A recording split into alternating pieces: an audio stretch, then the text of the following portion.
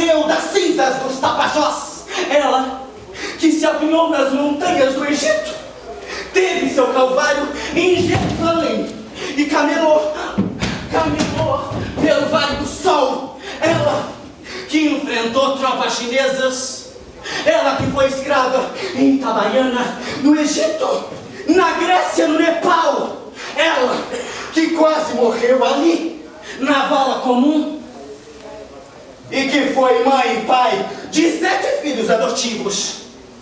Ela que quase enlouqueceu durante 28 anos no cárcere. Então, diante do trono de Davi, nas escadarias do templo de Salomão, ela convoca a todos, público distinto, e estamos aqui hoje para celebrar a vida de uma pessoa esplêndida. A minha pessoa, que encontra-se muito feliz. É ou não é? Minha plateia querida. A vida não é melhor quando a gente canta? A vida não é melhor quando a gente dança, sacode e rodopia? É ou não é? Então vamos à luta. Porque quem tem inimigo não morre nunca.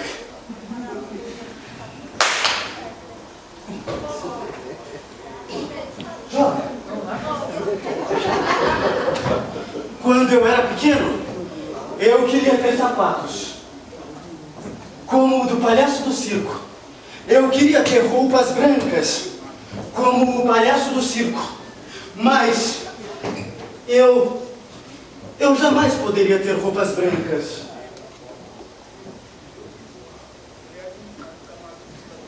Quando eu era pequeno e morava com a minha mãe e meu pai lá na fazenda, um dia apareceram 3 molequinhos e brinquei com eles. E eles apareceram outros dias e nós corríamos e eu me atrasava para o jantar. O meu pai perguntava o que eu estivera fazendo. Eu dizia que eu estava brincando com os meninos. Meu pai tentou saber quem eles eram, para saber se era verdade minha. Os meninos apareciam, eu chamava minha mãe, meus irmãos, mas ninguém via os meninos. Só eu via os 3 molequinhos.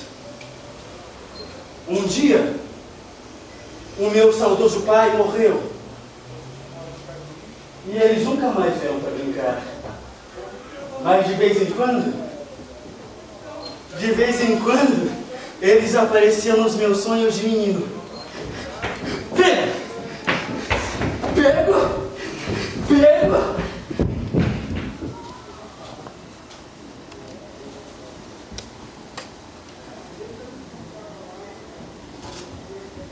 Essas foram as memórias de João dos Barros, o célebre Madame Satã, que nós só tivemos acesso ao trabalho do Joel, que foi coletando parte das memórias da noite carioca e muitas dessas personalidades que nos formaram culturalmente e que, por conta do nosso racismo estrutural, permanecem muitas vezes no limbo ou sobre a nossa história, sobre essa história oficial que boa parte das pessoas que estão aqui compartilham desse processo de lutar.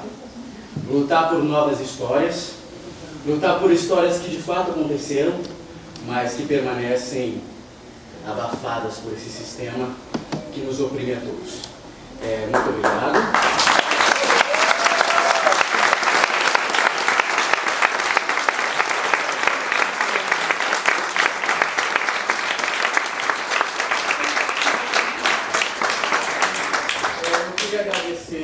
A Dulce, ao Leandro, ao Marquinhos, que são pessoas fundamentais na cidade e que, como nós não inventamos a roda e somos sempre uma continuidade, o Joel foi muito importante, continua sendo e será por muito tempo, sobretudo na memória do teatro negro brasileiro.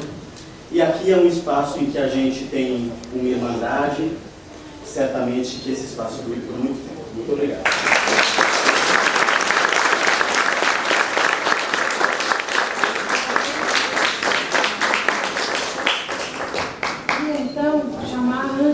De Almeida, para vir também fazer sua fala sobre o Joel.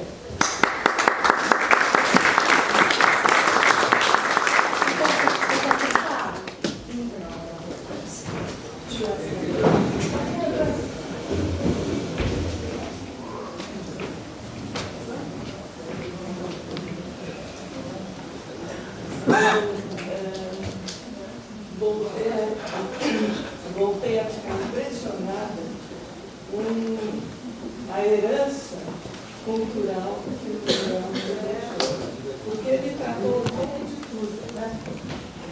Eu acho que se eu me falar, eu comecei a pesquisar coisas que nem eu sabia, né? Eu estou entendendo o meu depoimento aqui como uma espécie de testemunho que eu quero homenagear a Tereza, a Juliana, que não está aqui, o Nelson, parentes dele, né? E dar um pouco de testemunho do que eu vivi em relação ao Joel. Porque eu conheci ele em 67. Ele estava em São Paulo, e eu, então, falava assim, superficialmente com ele, né? Ele nos dizia o que ele chamava de livro. Eu não chamava Joel. Ele foi escolher o pseudônimo de um poeta. Eu sabia que ele tinha ligações com o Leonino, mas nas nossas conversas, como vocês lembram, quanto menos a gente soubesse, era melhor. Depois, aconteceu o que aconteceu, você sabe, assim como eu na faculdade, né? Mas eu passei muitos anos fora do Brasil e quando eu voltei, eu fui trabalhar no Rio, na Universidade Federal, Federal do Rio de Janeiro, e encontrei um dia o Joel na rua. Claro, eu ia encontrá-lo, mas encontrei logo, né? Apesar de que é uma cidade bastante grande. E desde então, todo o tempo que eu passei no Rio, a gente conviveu relativamente, se encontrando de vez em quando, e muitas coisas da sabedoria dele, do conhecimento dele, ele foi me transmitindo. Primeiro, a própria história, que depois foi contada nas audiências, da convivência dele com o Merlino, aquela história que foi contada na audiência pública, bom, que eles trabalhavam no jornal Amanhã, né? E que eles tinham, isso é a parte popular, que eles tinham um time de futebol que se chamava Corja Fedorenta Futebol Clube. Então, toda a vida, e isso aconteceu com o meu filho também, era pautada por uma luta e, ao mesmo tempo, por uma maneira cheia de humor de ver a vida. De todas as coisas que ele contou, bom, isso que ele foi mostrado no filme sobre o Bertão foi a ponta que tornou possível ele ser uma das testemunhas que entraram nos processos que nós montamos com a Augusta, né, na área civil, como responsável pela morte do menino, né? Mas ele contou toda uma série de outras coisas, das diversas atividades que ele participou. Até eu me lembro que num ato que foi feito no Memorial da Resistência, ele falou, utilizou o termo amor. Ele disse, eu amo o Berlim. Ou seja, aquele dia ele estava particularmente inspirado, e talvez tivesse muita saudade, né? E de todas as coisas, dos primeiros episódios que ele contou, o que me marcou mais na convivência deles dois foi o fato de que ele lembrava assim, com muito carinho que uma vez ele tinha visto uma camisa no armário do Merlino e o Merlino perguntou, gosta? Ele disse que gostava, então o Merlino deu de presente, né? Mas o amor com que ele contava esse pequeno episódio era uma coisa assim comovente, né? Eu queria contar assim, mais dois episódios que ele é um carioca da Gema e me mostrou, às vezes quando nos encontramos, etc., várias coisas do Rio. Ele falava muito, como fala na autobiografia dele, do lugar onde ele viveu. Tomás Coelho, né? E um dia ele me levou para conhecer, como ele dizia, um bairro de subúrbio do Rio. Não é uma favela, né? Um bairro pobre. E depois coisas que a gente conversou, eu cheguei a comentar com ele no livro que ele publicou não muito tempo, um romance, que chama Bichos da Terra Tão Pequenos, onde ele me pareceu, conversei um pouco com ele, que ele recria um pouco personagens da infância dele, né?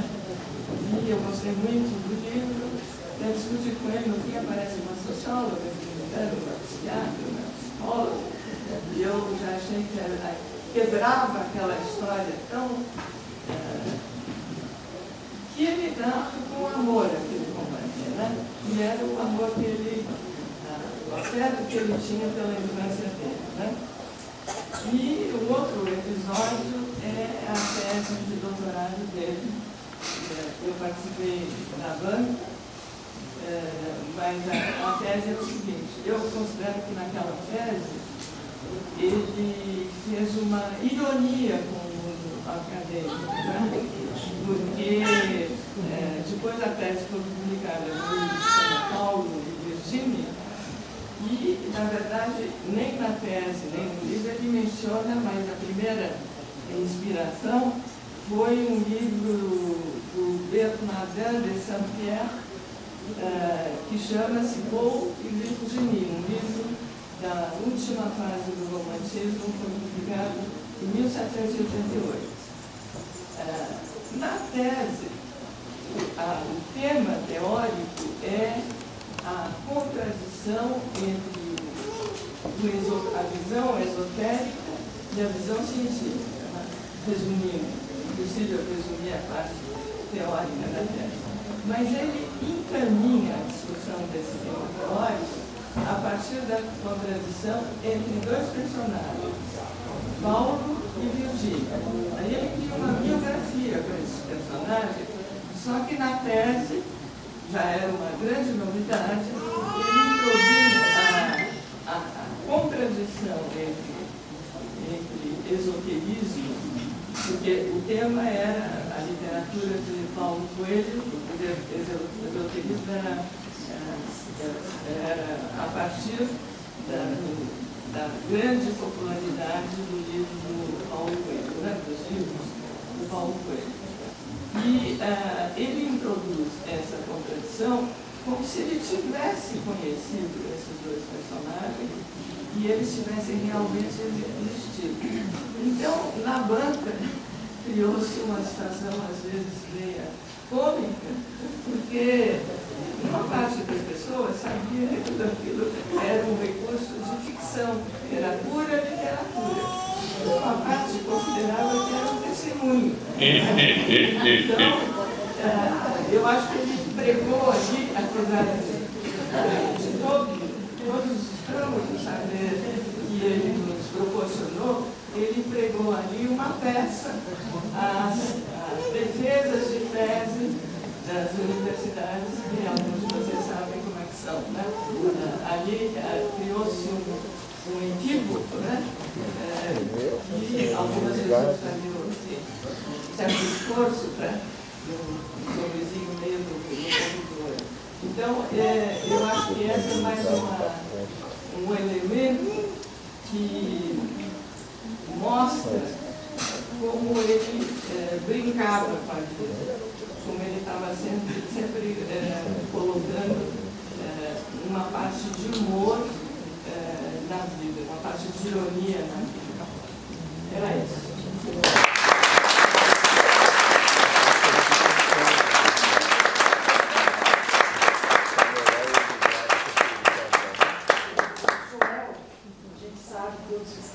Conhecemos, né? Ele era muito feliz. Ele tem um lindo livro desse tamanho. Coloca no outro ombro. Eu queria chamar Leandro Lago para ler. É um trechinho, tá, gente? Porque como tem muita gente, todo mundo vai ter que falar, a gente está diminuindo todo. Leandro? Está vindo. Está vindo? Está vindo? Então, logo em seguida que ele falar, a Adriana está preparando lá as coisas para você falar também. A Juliana diz que não quer falar de jeito nenhum, mas eu pego e falo para vocês todos. Ela não quer falar. Venha, você quiser fazer sentado, como você quiser. Lindo livro, maravilhoso.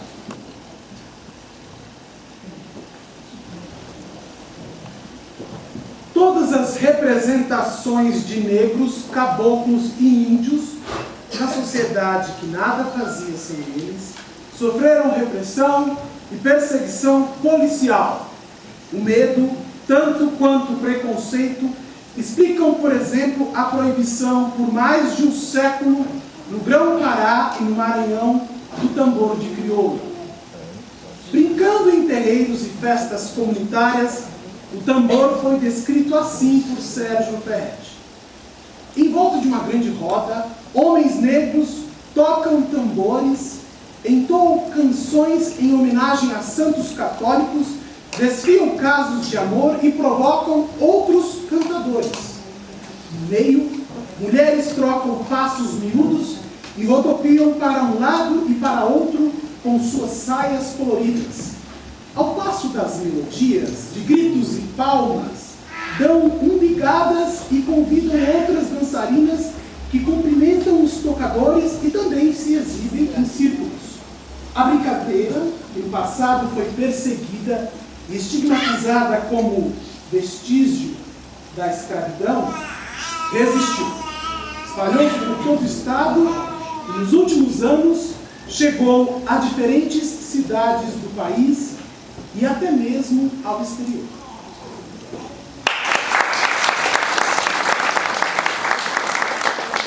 Está no ponto aí com o Adriano? Não pode deixar. Não, ele já está com pronto. Agora então, querido Adriano, o Diogo vai falar. Eu queria falar rapidamente o seguinte, né?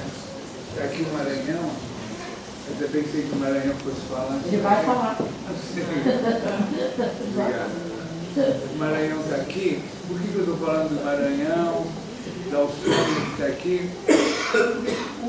Assim, do meu marco de referência histórica, como a professora Camargo falou, ele era o Pedro Ivo, né? Ninguém sabia que o Joel, o filho do Santos, era o Pedro Ivo, né, Vera? Então, era o grande, né? Todo aquele trabalho que eles faziam no Rio de Janeiro, da História Nova, do grupo do Nelson Werneck Sodré, quando ele vem para São Paulo, ele e o grupo que o Maranhão fazia parte, todos aqueles jovens historiadores, eles criaram, tanto no cursinho do Grêmio e depois por equipe, toda uma geração de revolucionários.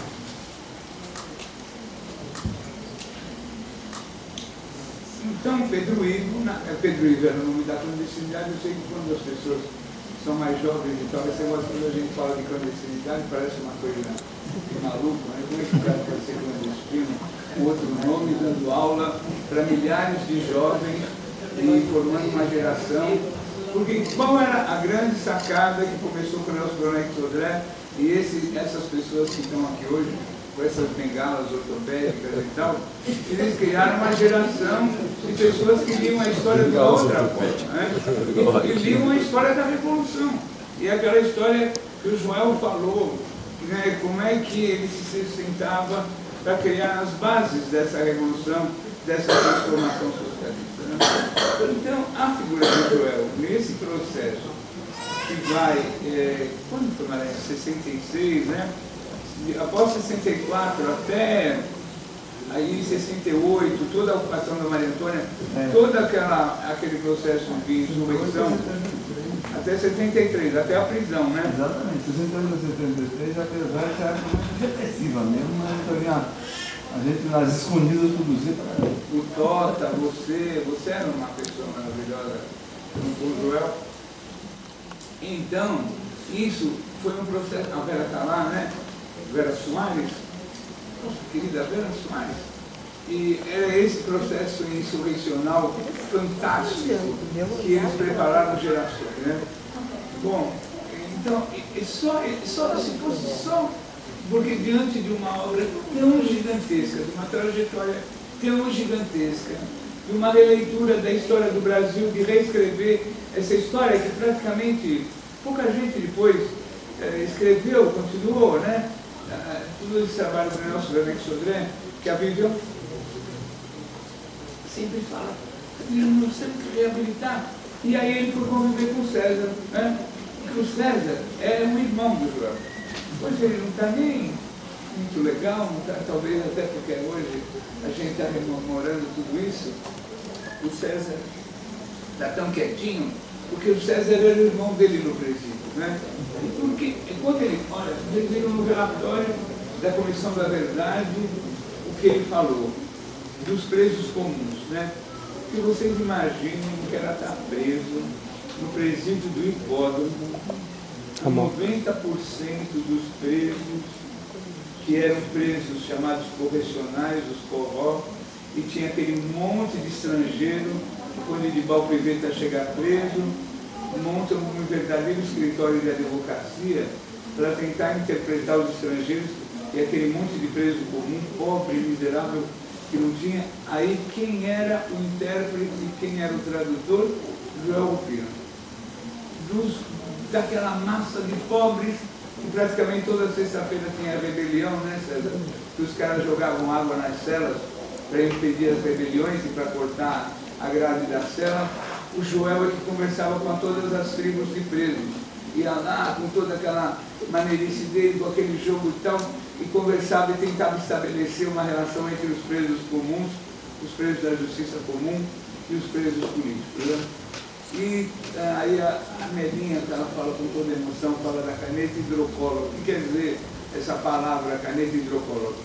Porque ele na cela, além de dar aulas para os presos, explicar, transformar, politizar, ele ficava fazendo aqueles livros coloridos para as crianças, já como se fosse uma pré-edição, viu, Pestana, você que é um menino tão maravilhoso, tão contador de história, o Joel, ele fazia à mão as histórias, ia colorindo aquelas canetinhas, coloridas, tanto é que depois que ele sai da prisão, ele faz aquela editora no Rio de Janeiro, né? Da história dos contários, do povo e tal. Como é que é o nome daquela editora? Aqueles nomes, né? Hoje não tem como é que é o nome daquela editora? Palas. Bom, enfim, esse grande... E daí, a última vez que nós nos vimos, foi essa vez que ele foi lá na Comissão da Verdade, mas antes ele foi lá no Memorial, no DOPS, e fez um depoimento. Não deu para recuperar o vídeo, né, Leandro, do DOPS? Aquele do Memorial, tem o vídeo? Passou? O primeiro passou? Ele falando do Merlino, do jogo, né? Aquela coisa maravilhosa e corajosa. E para concluir minha fala, foi o último ato político de intervenção do Joel. Linchamento em Copacabana, policial assiste. Historiador Salvador de Martins. Isso aí. Fala você, mano. Essa foi a última intervenção política, né? Linchamento em Copacabana. Isso. Um ladrão estava encurralado na Rainha Elizabeth com Nossa Senhora de Copacabana, sábado às 6h30, às 6h30, ensanguentado, levava porrada dos caravões, mulheres, velhos. De passagem, o vereador Joel Rufino, 74 anos, exibiu a carteira de diretor de comunicação do PJ e impediu uma saída. Um policial armado, civil armado, assistia sem se meter. Nota de Marqueté. Tudo é uma questão de olhar e cidadania. Nosso amigo historiador José Rufino dos Santos não poderia fazer por menos. Ao se ver diante de uma cena de barbárie perpetrada por uma correria de forçada do Senhora de Praça, é sobre o olhar complacente,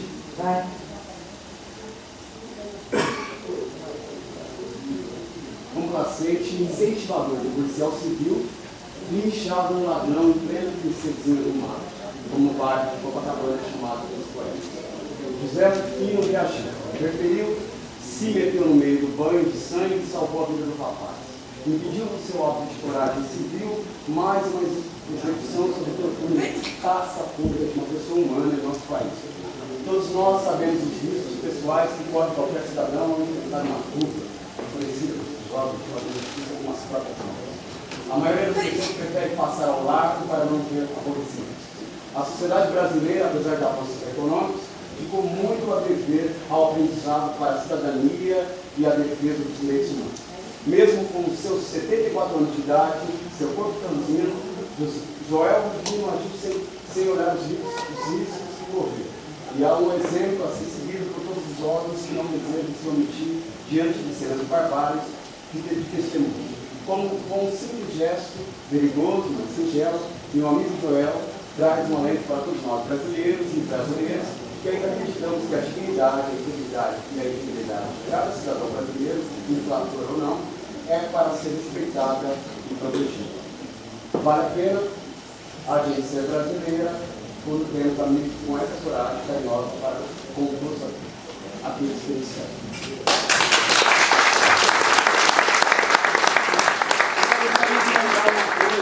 É bom que estejamos todos reunidos aqui e que de qualquer maneira, ou de qualquer jeito, ou com qualquer tipo de verso, ou com qualquer tipo de documento, ou qualquer palavra que nos custe caro e doloroso ao coração, para responder aos alunos de Direito do Mackenzie que lugar de presídio é no país inteiro. E se presídio é lugar de preto e de branco, racista provavelmente também. E que de qualquer maneira, todo esse conjunto de pessoas aqui reunidas, que a gente se reúna e que a gente dê uma resposta à altura para o Mackenzie, porque todas as pessoas que lá são cotistas ou que são de qualquer tipo de política de ambiente pessoal, afirmativa, são o tempo todo rechaçados dentro daquele ambiente. Né? Então, acho que de qualquer, lembrando a memória desse grande intelectual brasileiro e grande incentivador, lutando sempre com palavras que é a luta mais vã, como diz o mineiro, o poeta, Drummond, nós precisamos não sei de que maneira dar uma resposta à altura, né? Além de uma carta de repúdio, uma investigação policial. Eu acho que é isso.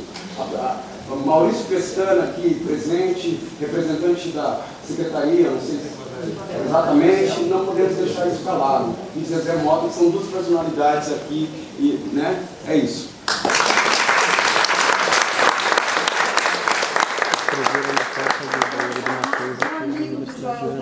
Luiz Paulo, por favor, venha dar seu pequeno depoimento. A gente passou em frente à universidade.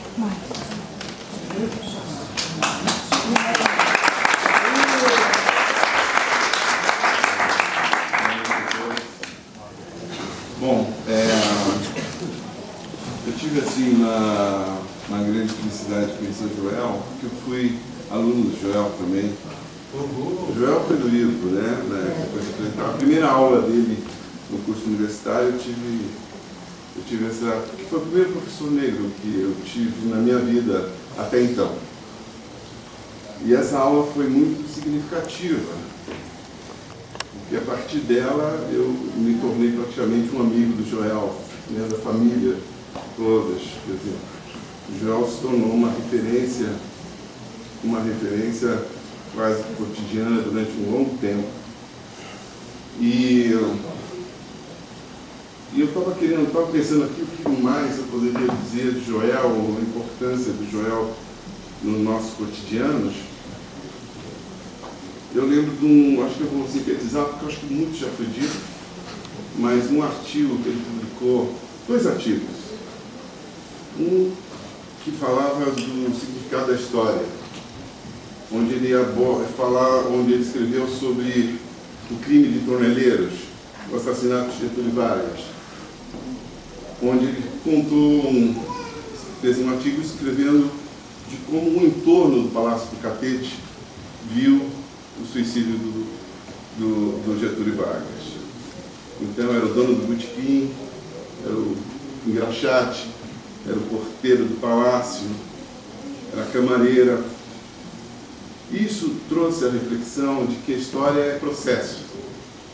O entorno, as histórias e a história, elas se complementam quando a gente tem como ponto de vista o indivíduo, o cidadão, a pessoa, as pessoas. Então, isso foi um fato importante para você entender que a história ela é muito ampla, ela é contínua, ela é processo. E outro foi um artigo que ele publicou na Folha de São Paulo, chamado, no caderno Folhetim, onde conta um pouco uma visão ficcional, mas, de uma certa maneira, eu acho que ilustra um pouco de tudo que já foi dito aqui, que o texto chamava-se A Mãe. Eu vou sintetizar o texto para vocês entenderem a importância da reflexão que o Joel fazia constantemente sobre aquilo que ele escrevia. E E se passava no presídio, a situação do presídio, onde ele foi preso. E todo dia alguns presos políticos, já no final desse período, jogavam futebol. E o Joel jogava futebol com esses presos políticos. E jogava muito bem. Era o craque do time. O que separava os presos políticos dos presos comuns? Os presos comuns eram praticamente todos negros. E todo dia os presos comuns viam aquela cena do jogo de futebol ali, naquele espaço pequeno, mas o Joel no meio de vários presos políticos não negros. Isso aconteceu durante muito tempo, até que um dia o Joel encostou na grade, depois de ter jogado, cansado. Aí um preso comum negro chegou para ele: Joel, ô negrão, qual foi a manha de você estar do lado de lá?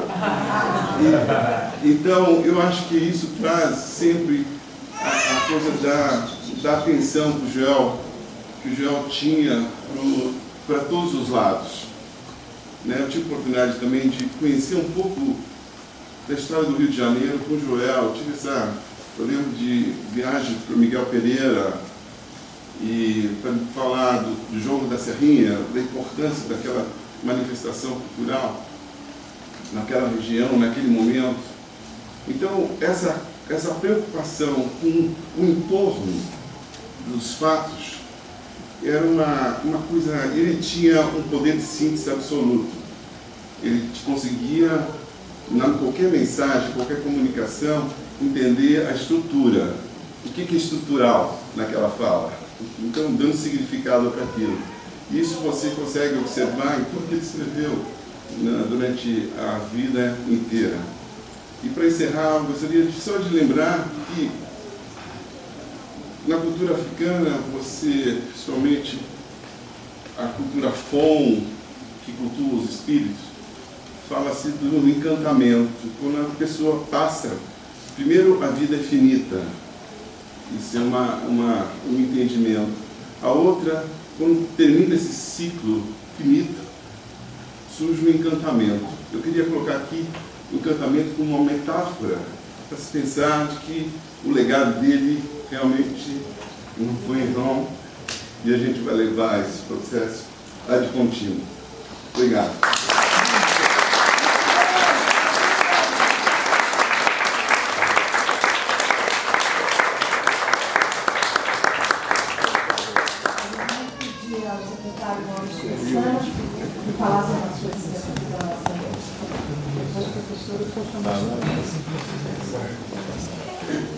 Boa noite.